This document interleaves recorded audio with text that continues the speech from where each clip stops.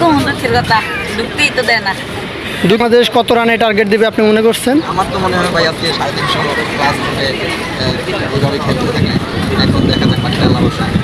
আচ্ছা, আমরা সাধারণত বলতে দেখি যে বাংলাদেশ টিম নাকি আপনার ঝড়ে বগমরে এরকম নাকি খেলে, তো আপনার কি মনে হয় যে এরকম দুর্ঘটনা ঘটার সম্ভাবনা আছে?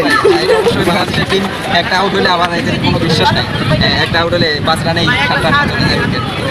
তো আপনার কি মনে হয় যে এই যে ঘটনাটা আমরা কি অ্যাক্সিডেন্টলি নিতে পারি নাকি আমরা কিভাবে নিতে পারি জিনিসটা? এখন এটা তো পিচের উপর নির্ভর করে। আবার আমাদের মিরপুরের পিচটা তো খারাপ, হঠাৎ করে কোন ধারণ করবে যে ভাই আমাদের মিরপুরের পিচ হচ্ছে মেয়েদের থেকেও বেশি, কখন কোন রূপ ধারণ করবে তার কোনো ঠিক নাই।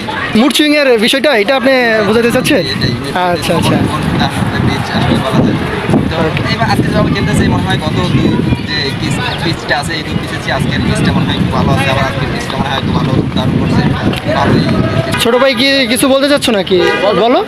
কি কম দুঃখের কথা, ঢুকতেই তো দেয় না। ঢুকতে তো তোমাকে এমনিতে অবশ্যই দিবে না।